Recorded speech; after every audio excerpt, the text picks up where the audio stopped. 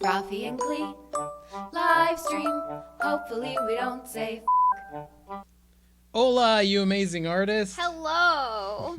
We are live on the live stream, and we already have Lucy Cannon. Hola, you amazing artist. Hi, Lucy. Hi, Lucy. Thank you for joining us. Yep. A little while ago, we were talking about YouTube, and we were talking about being authentic on YouTube, and yeah, we had a really good conversation. Yeah, we almost lost track of the time, actually, having the good conversation. James says, "Good evening, friends. The Batchers are watching with us." Oh, good evening, Hi, Batchers. Gaskins and Batchers.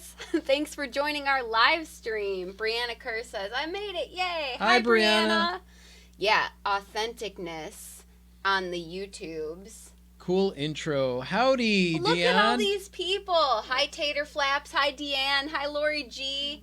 Constantinos Papoano.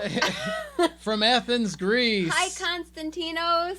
And pour the love of art. Hi, Clea. Hi, Rafi. Hi. So, yeah, we had a great conversation about being authentic. Yeah, with your art and on the YouTubes. Yeah, we were talking about it because on YouTube, I always view YouTube as a form of art, and I think that art and doing videos as a form of expression should always be authentic. So Joseph Stanley said, "Hey, you're live at the same time as one of my favorite fish dudes." Ah! Sorry, Joseph. You chose us? Thanks. That's awesome. I'm glad you're here. That's awesome. Anna. Hi, Anna. Christine Fredrickson. Hello, glad to be here. Hi, Christine. Jose Carrillo. Hello. Joseph Stanley. I think they will stay here. I will stay here. Awesome. Love you guys. Awesome. Thank you, Joseph. There may not be fishing, but hopefully there will be good conversation. Yeah. Yeah. So being authentic. So we've been talking about the fact that we reached 10,000 subscribers on this channel recently, and there was, I think, some measure of like, Yep. When that there happened. There was like, oh, we got 10,000. What am I supposed to do? How am I supposed to act? What are people expecting from me? And, you guys are here not because you expect anything from me. We're just hanging out in the studio. That's what we're doing. Yeah, you guys obviously love our shenanigans and our art tips and things, and we thank you for that. Tim Such says, hey, guys. Hey, Tim. Hey. Guerra Movie House, painting and building statues while listening to this. Oh, dude, that is awesome. Ooh, I wonder what kind of statues. That sounds cool. The Bridge of Facts. Hello. Joseph Stanley, of course. Hey, guys. Charlie B. Hi, Charlie. Hey, Charlie. Not fishing, but aquarium. Oh, gotcha. Oh, okay. John Groening. Hey, John. Says hello. What is the topic for the day? Well, I think the topic is being authentic. Yeah, being authentic with your art, no matter what kind of art you create. That's what I'm thinking. But obviously, you guys ask whatever questions you have. Yeah, open discussion, but that's what's been on our minds today. Dominic Kahn says, hey, Rafi, just want to start with a thank you and bless you for replying to my message for advice. Things have gotten a little better, but all is well. Thanks again. Awesome, Dominic. That's good to hear. That is good to hear. Hello. There's a lot of hellos coming in. Hello, everybody. Deanne says, as shenanigans, you two are fab. Yeah. We are certainly experts of shenanigans. Fabulous shenanigans. So, being authentic. Being vulnerable, talking about your feelings as well as whatever the subject matter is. So one of the things that brought up this conversation was the fact that a lot of the videos that I do where I'm being very, very honest and very open about my opinion and who I am on the inside, there will be what is the ratio? What is that you call it? Our hater dilution ratio. Hater dilution ratio. How many parts per 100 of haters? Yeah, where essentially there will be 100 likes on a video and 1 dislike, or 200 likes on a video and 2 dislikes. And I'm like, who are these people? I don't know, but they are mathematically proven. They exist, for sure. The Bridge, my man, yeah. Dion as shenanigans. All right, gotta make sure this thing moves. Is moving correctly. Okay. It is working. That was the technical difficulties part of us. Yeah. I think we're always maybe going to be working out some bug or another with the live stream, but We're figuring it out. We're figuring it out because I am much older than I look. So the fact that I am using technology, that is, that's pretty amazing. Clea is not as old as she looks, but she does not know anything about technology. no. I'm a 95-year-old lady in a 35-year-old lady's body. That's what it is. Derek Van Dusen, I'm curious, how did you start your channel? Love y'all's dichotomy. Oh, thank you, Derek. Our channel had a very interesting beginning. So a few years ago, 10 years ago, we went and traveled the country, which is the reason that the studio is called Rafi Was Here Studios, because my plan was to go and travel the country. I had just met Clea. I wasn't expecting her to go and travel the country with me, or else it would be Rafi and Clea Was Here.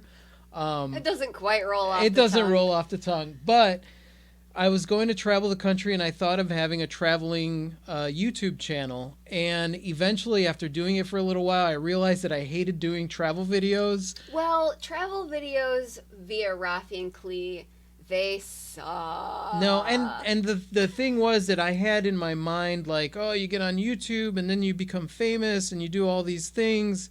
And what I wasn't thinking about was, am I talking about things that I'm actually interested in? Am I talking about things that I feel passionate about?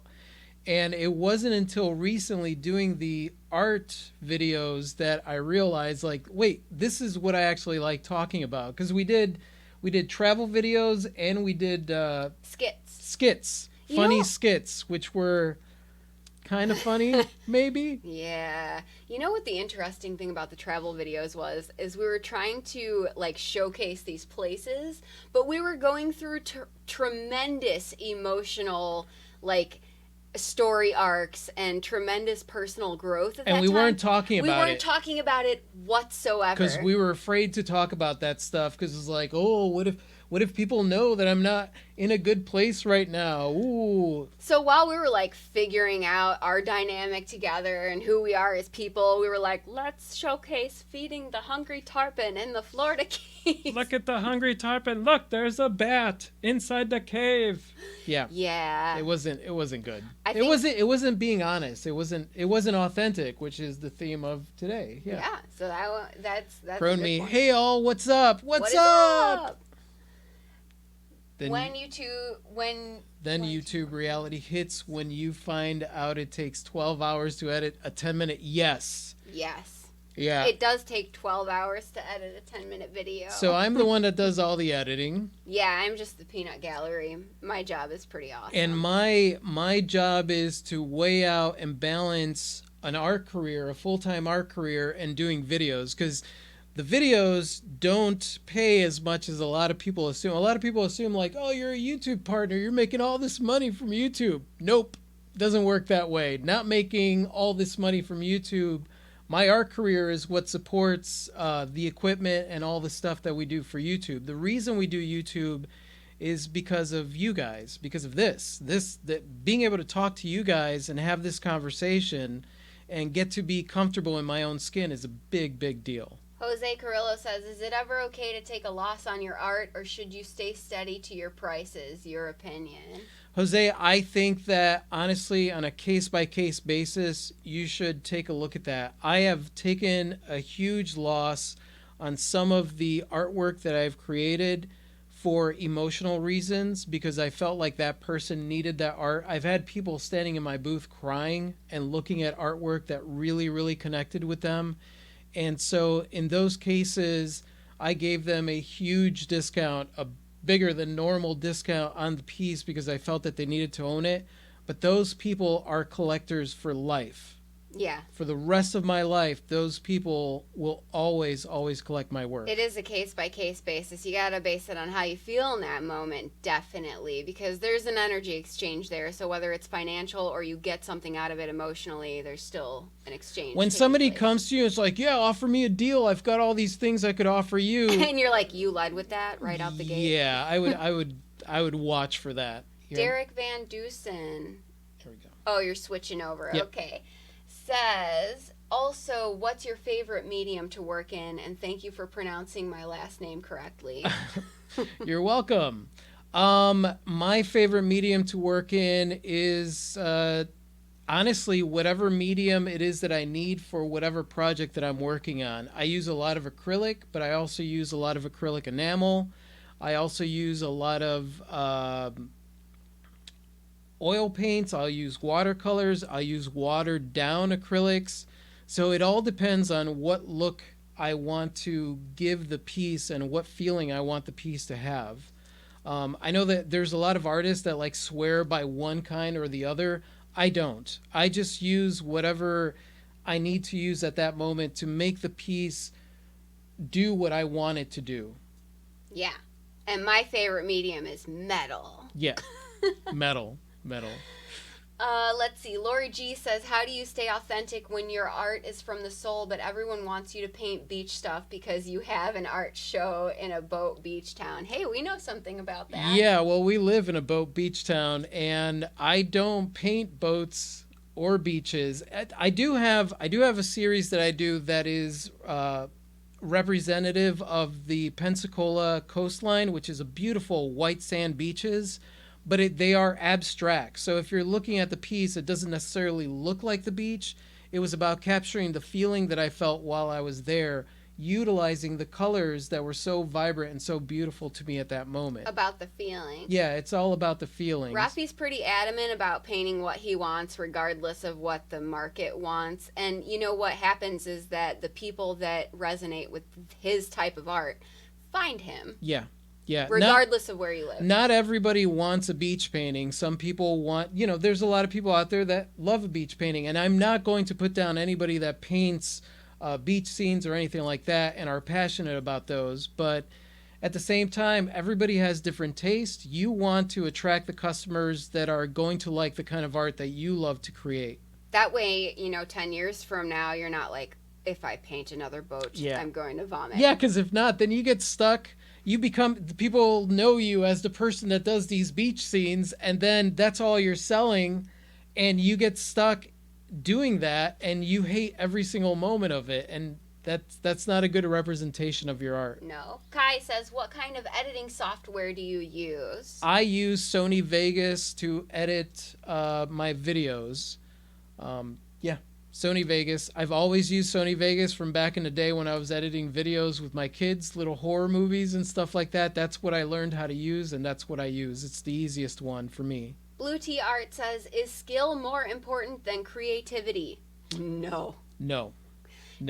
I usually will have a vision for something, and whether or not I already know how to do it, I have bumbled my way into figuring it out. I'm self-taught as all get out.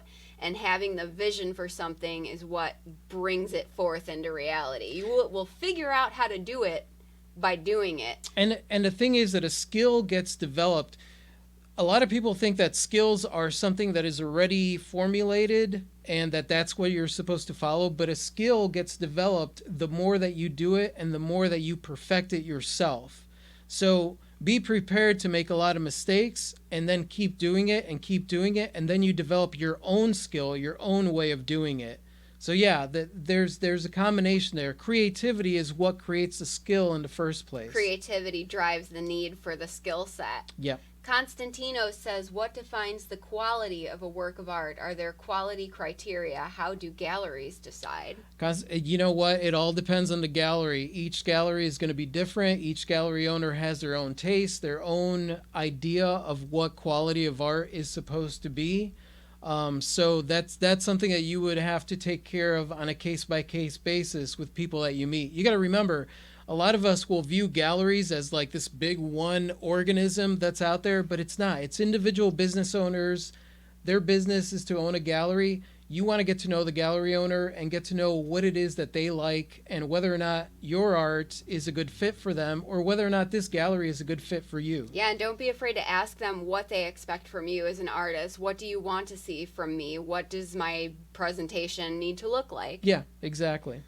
My Alien Art Life says, yay, I caught the live. Yay! Hi.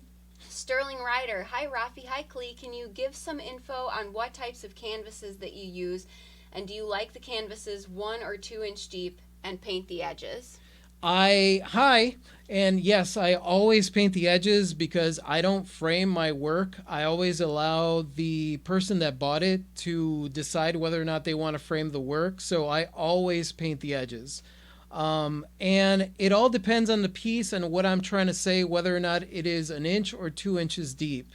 I like using duck cotton. I buy my canvases from Blick, primed. Because I hate putting gesso on canvas. Just hate it. I will rather work on raw canvas than put gesso on it. Crone Me says, I stay true to my authentic self until the bills get over 3 inches high. Yeah. You know, the trick is staying authentic with yourself, but still finding a loophole that fits into the criteria of what people want when it comes to that. That's where my abstract beach scenes come in. They want a beach scene, but they're going to get an abstract beach scene. So they're going to get something that they can't necessarily get that's out there, but still kind of fits into that criteria that they want. But it's still something that I like to create. You're like, you can have it, but you're going to get these feelings along with it. Yep. Stupel says, if you paint it, they will come. Yes, they will. Yes, they will. Derek Van Dusen says, I couldn't agree more. Paint what you love. You guys give great in-depth answers. Just awesome. Oh, thanks you, Derek. Thank you. Force majeure. What is the best way to make money from one's art? Get your stuff out there. Every way possible. Get your stuff out there. And try to always I always rely mostly on face-to-face business. So getting your stuff out there in a tangible way where people could actually physically see your work is the best way, especially if you're getting started. We have an online store, but my online store is a secondary source of income. Mostly it's getting my stuff out in front of people. Yeah, a lot of my online business is from people that at some point met me in person. Because humans, they like a thing, right? But whether or not they click with you is like, that's important. Yeah, it's important because you want to talk to these people. You also want to make sure that this person is the right fit for your art, that they're going to be a good custodian of the art that you're selling. Yeah, Lana Stewart says, my art is very detailed botanical watercolor. I know there must be an audience market for it, but how in the world do I find those people? Again, you got to get your stuff out there. It's not you don't concern yourself with finding people to buy your art. Concern yourself with creating the art and getting it out there in as many places as possible, out in front of as many people as possible. 90% of those people are not even going to pay attention, but there will be at least 10% that will pay attention. So the more people you get out in front of, the more people will respond. Out at shows and stuff, I would say maybe, 40% of people actually come in to look at my stuff, and maybe the other 60% walk by. And I am totally good with that, because the 60% that walk by, they're not interested in what I'm offering. There's 8 billion people out on the planet. Don't worry about those 60%. And those 40% that come in to talk to me are going to make a connection. So that's, and that's where you gotta, just put yourself out there. Constantino said, thank you, great answer. Thank you for asking the question. Crone Me says, galleries go for what will sell to their clients. Absolutely, yes, they will. Exactly. They'll, especially a gallery that has a client list, they already know what those clients are looking for, and that's what they're going to be looking for. That's why you should never be discouraged if a gallery turns you away. The Bridge Effect says, would you consider your own work intellectual properties or properties of the author, or is it both? It is. So I'm going to be putting out a video on that particular topic. My artwork belongs to me, so the intellectual property is mine. Even if you sell the artwork, it's still yours. You are the only one that has the right to create prints of that work. Derek Van Dusen says, I think we got a little past the ticker tape here. Basically, when can we see your jewelry? I hope I spelled that right. We are planning some stuff with my jewelry and showing what I'm doing back there.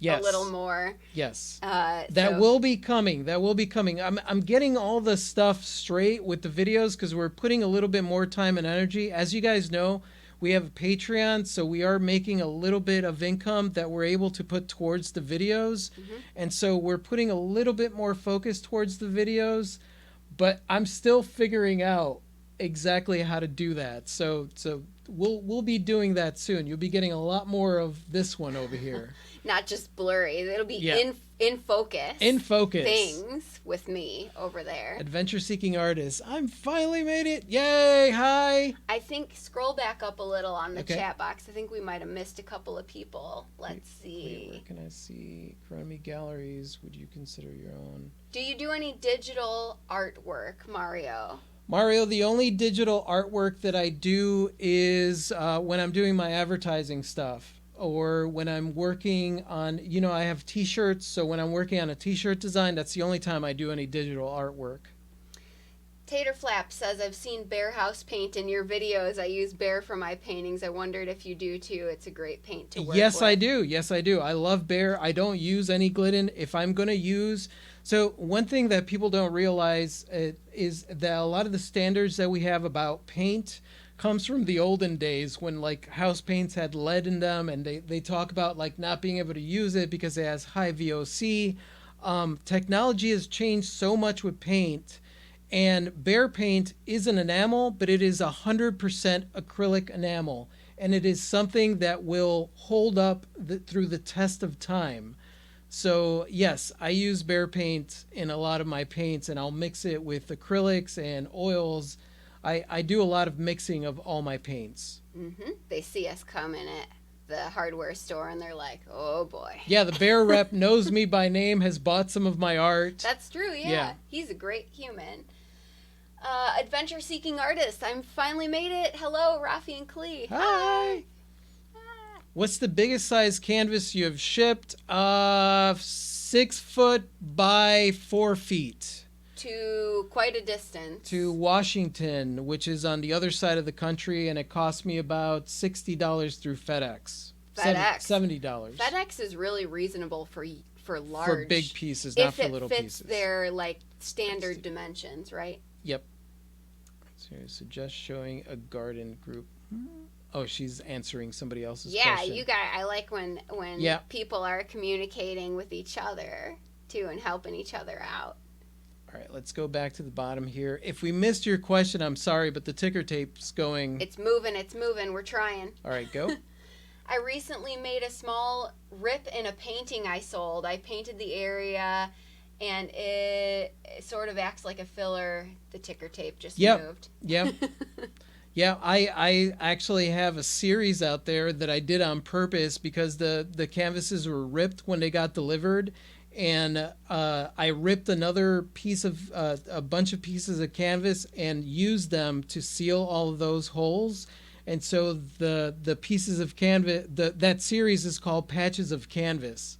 So they're abstract pieces with patches of canvas all over it. So the second part of his question is, do you think I should just sell it as if new? I felt guilty because I knew it was there. No, yes. Don't feel guilty. Yes. Make it part of something that you create on purpose because of what you're dealing with. That's what we do as artists. We take stuff and turn it into something else. And so you get a ripped canvas, definitely go with it, because the only other choice is to put it aside and say, oh, I can't use this. But instead, as artists, we take old pieces of wood and old things that are thrown away, and we turn them into something new. And 100 years from now, they'll be like, we think the artist tore this portion of the canvas exactly. to express a hidden angst within the image. Yeah. And MoMA just loves it. That's what they'll say. Congrats on 10,000 subs, and it's great to see you going live. Thank you. Thank you. We have a whole lot of fun on the live stream. The Bridge Effect, that's deep. Thanks for the confirmation. I can't wait for video. Thanks again for your honesty. I'm subscribing. Oh, thank you. Thank you. Adventure Seeking Artist, what materials do you use for your tree paintings? I love the three-dimensional aspect of them. So the three-dimensional aspect on that is drip, but I also use a thick acrylic medium to do a lot of the backgrounds of those. So I will use a self-leveling medium and mix it with the color that I want to use, usually a darker color, and then that's what I do with my trees. That's where I get that three-dimensional feeling out of it. Art of Burl says, what's your process for your large prints? Where do you get them printed? I get those printed at the gallery, at my gallery, at Marty Campbell Gallery, because he's got the big printers. I wish that I had one of those printers. They're kind of expensive, so eventually maybe. Not only are they kind of expensive, but they're rather large. They're and so huge. we have no room. We've been talking about whether our orange armchair might get sacrificed to make room for a printer of its size at some point. Yeah, we've actually considered possibly just buying a house so we could get a printer. Just for the printer? Yep. They'll be like, so what makes you so interested in this house? Well, we the see printer a printer fits right there. It's really good. Yeah. We knew it was right. Derek Van Dusen, that's what I love about your videos, Rafi. Hope you don't mind if I sort of steal that idea. I'm working on starting a YouTube channel, and my wife is going to commentate off camera. Oh, absolutely. Absolutely. Do it. Awesome. Do it and send us the link. We'd love to watch that. We want to watch that. That's great. Yeah, trust me, I do not own the rights to somebody being blurry in the background. Do whatever you want to do. Yeah, and I don't own the rights to Peanut Gallery. Yep. That's for sure. Not sure who asked about a rip, but thank you. How do I fix a rip? Usually, so I have a mosaic glue that I use, and then what you do is if you have a rip on the front of the canvas and you want to hide that rip, you take another piece of canvas, flip it upside down, put the mosaic glue or some kind of like very, very hard epoxy glue, stick it to there, make sure that it's stretched together, and then hold it. And that is the best way to fix a rip on a canvas. Or go to town on it and pretend like it was totally part of the process. Yeah. A lot of times I just pretend that it was part. I did that on purpose. Blue Tea Art says, any tips on relieving hand cramps? For me, it's time away from whatever the activity was that created the hand cramps, and also like stretching the hands out. Yeah. And a lot of this. yeah. Yep. Some good this action. Sometimes you need to just take a break. Yeah, sometimes you just need to change it up and do something. That's that repetitive motion. Yeah. This side of my body, I probably have like gigantic muscles compared to this side because this is my painting arm. So every once in a while I'll try to paint with this one. And it's always fun because you paint so badly with your other arm. So that's, I don't do that fun to do. Because I use tools like hammers and saws and things. I don't know about the left hand for the tools. Constantino says, from your experience, what is more popular, generally speaking, abstract or figurative? Honestly, they both are. They both have different markets, and sometimes people like them both. So I don't think there is one that's more popular. There might be one that's more popular with a certain group, but I wouldn't know.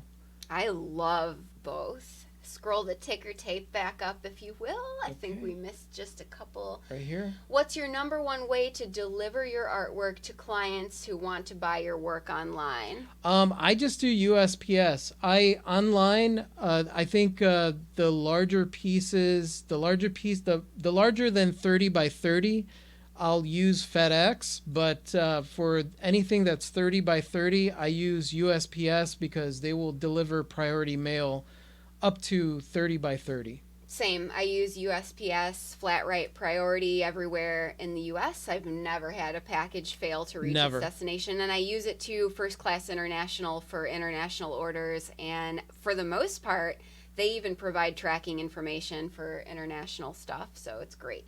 Do you use sable or synthetic brushes? Any recommendations on inexpensive sables? I use both. I can't even show you how many brushes I have there. Basically, whenever there are brushes on sale, I buy them. The brushes section is so epic. I knocked like 100 of them over today while I was trying to water one of our plants. I was in the middle of editing video, and she just knocked them all over the studio. It was like, oh, I'm sorry, and I just made it worse the more I tried to help. It was actually quite. But yeah, I always look to see online if they're on sale. I look at Blick. Whenever I buy a hobby store or something like that, I'll stop in because they always have a clearance section. So it's always a good idea to look at brushes. Even when I don't need them, I'm always looking for brushes. Guilty pleasures. Yep. Brushes. For me, it's rocks, of course. Brianna Kerr says, not a question, but today I finished rendering my first professional commission. Yes! Yay! Congratulations, Brianna. Congratulations. That's awesome. Oh, and I think we lost some. We lost. did. Scroll back up. Let's see.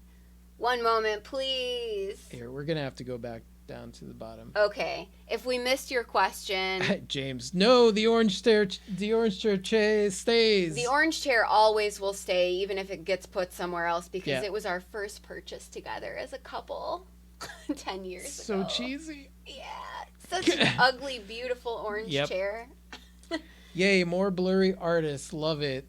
That's a good point about tips. I was just making points on my ripped ones, but maybe I should sell those too. Yes, you should. You should. See what you can do. See what with you it. could do with them. That's creative. Think divergently. Get out of the box when you're working with something like that. It's always fun to see what it is that you'll create.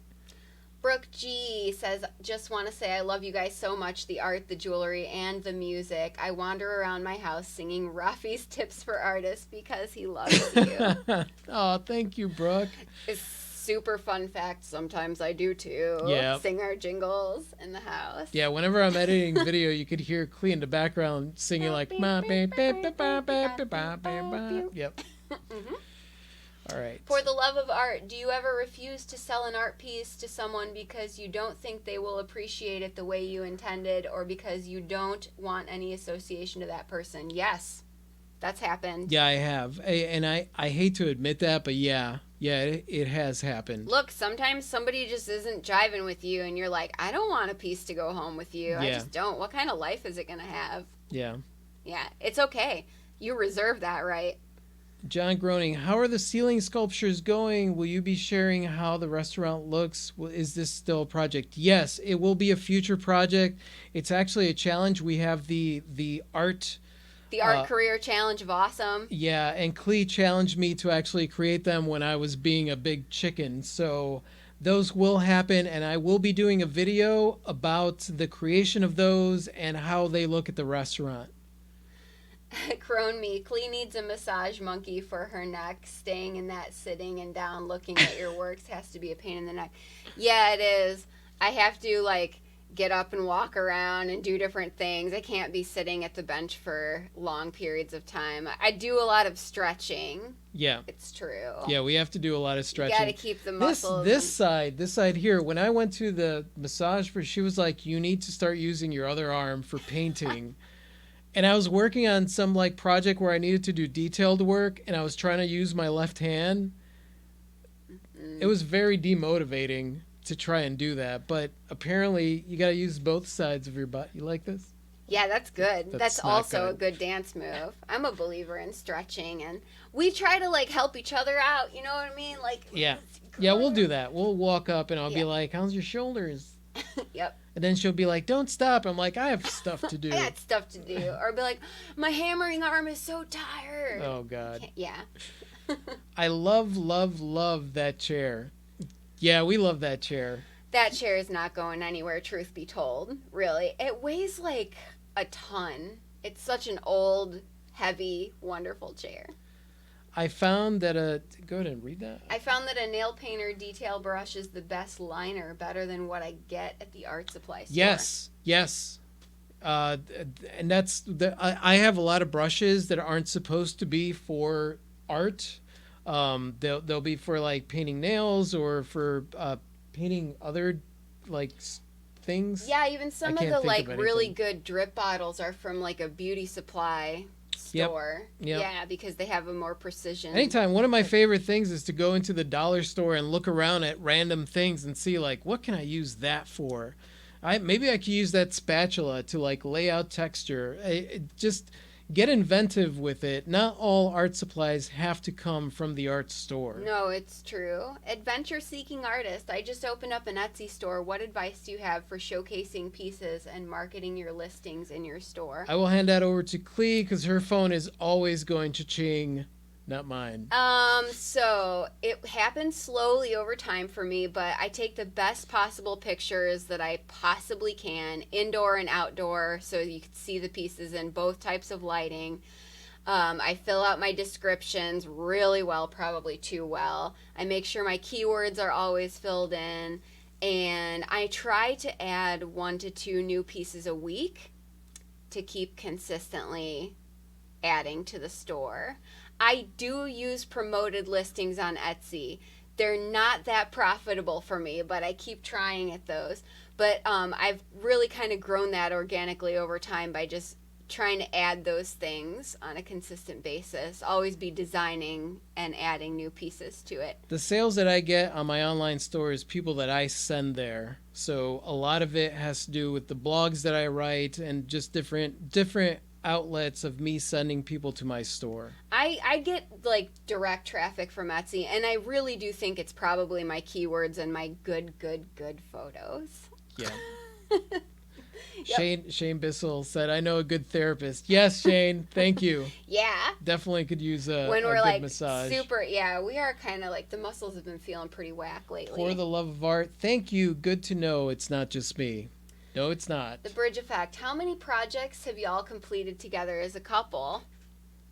We have several collaborations that we've done. Mostly, like I have a tree series called the Seasons of Change. Seasons of Change, and I painted those on little tiny pieces of wood, and Clee wrapped those and made pendants out of them and even earrings out of them. Mm-hmm. And we did the Happy Art Tour where we did the big sculptures, That was the installation. and we're working on another collaboration, which is going to be pretty exciting. Fairy jewelry. It's going to be glow-in-the-dark pieces that will only charge for 15 minutes and will probably glow for like an hour. So you'll have like...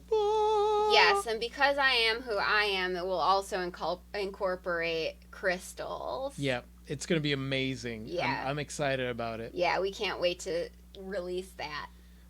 When did you know it was time to break free, quit your jobs, and be yourselves as artists? So I did that even though I had zero income whatsoever because I was done with the corporate world. So there came a point where I remember I looked in a mirror and what I saw was a fat, old, miserable man. And I realized that I could not go one more day, that life was way too short. And I wasn't sure what I was going to do. I was still extremely insecure when it came to art. But I decided that I was done, that I was never going to work for anybody again, that I was not going to beg for money, but that I was going to figure out a way to live a life that was fulfilling for myself. For me, it was shortly after I met him and we were talking about this stuff. And honest to God, one day I just snapped and I couldn't do it anymore. I couldn't go to my job anymore. And that was that. I walked out of the place that day. I walked halfway down the street, called Rafi. I was like, that's it. It's done. Yep. And never looked back. Yep. John Groening, did you decide on a medium for the sculptures, doing anything interesting like plastic bags, scavenger hunt to finish the work? Right now, I'm kind of still guessing on the medium. I may use like a clear epoxy. I may use fiberglass. I'm not really sure yet. I want the hanging sculptures to almost look like figures that are dripping upwards, that are still transparent, that you could put a light through, so they'll be used as lighting as well. But I have no idea how any of that is going to happen, so we'll see. Yeah, the standing sculptures were one process, but these have to support their weight hanging from ceiling beams, so it'll be a little more heavy duty for sure. Grown Me says, use the left arm for washes, sweeps of color until you get used to using that arm. I'm ambidextrous, but I was hassled in schools for writing with both hands at the same time. I use both for painting. That's so brilliant. Hashtag jealous. Yeah, I try to do that. I'm like, yeah, I'm going to use both hands for painting. When I did a live painting, on stage, and I try to go up there and be like, oh, I'm cool. You know, there's like hundreds of people watching me, and I was doing both hands. And eventually I was like, I look like a big dork because this hand was not doing anything that I wanted it to do, but this one was. So, Humans. Yeah. I wish I was ambidextrous. Charlie B, is Etsy the best online store for painting/jewelry? Are there other sites you guys use as well? Right now we use our store on our website, which is attached to Etsy. It just makes it easier for inventory because that way we could just put everything on Etsy and it automatically goes to our online store where we send people.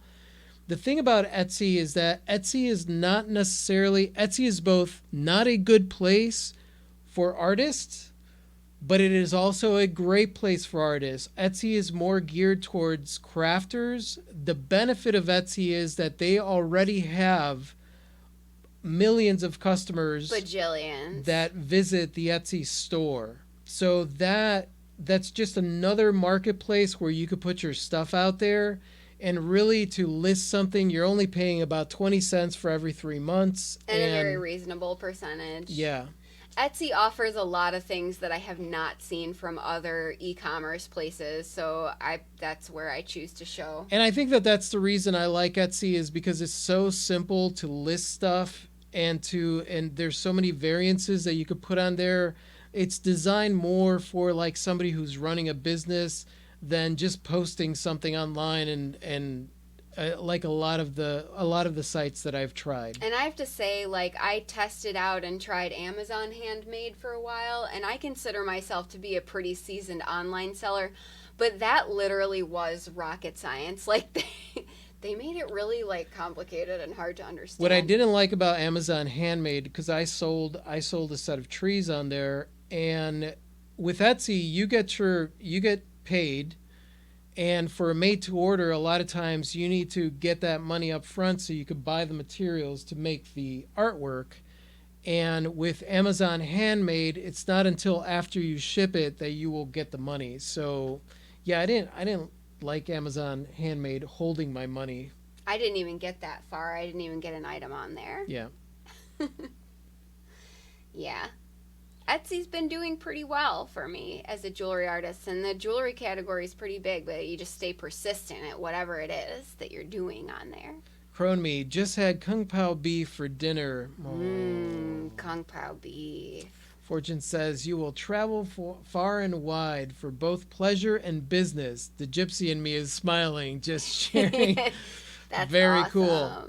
Yeah, we are actually going to have to leave the house because we have had a very hermit art week where we have not left the house, so we are literally out of groceries. We should have gone grocery shopping like 5 days ago, but we've just been getting inventive with what's in the cupboards. Yeah, unfortunately today we can't get inventive with what's in the cupboards, so we're actually going to a fast food restaurant to get dinner. There is nothing left to invent with. We have to grocery shop tomorrow, whether we like it or not. Yep. John Groening, thank you. Stay awesome. You too. Stay awesome, John. All right, I think we are done for the evening. That's probably a good plan, because now Kung Pao beef has me thinking about dinner. I know. Now I'm really hungry. Thanks, Crone Me. Well, thank you guys. Thank you guys for being here. Let's see. I've got other pages here. I've got our promo page, and obviously you can find us on Twitter and Facebook and Instagram. All the things. Oh, all of these things. Shameless self-promotion page, as you can see. Dig it. And thank you so much, you guys, for being here.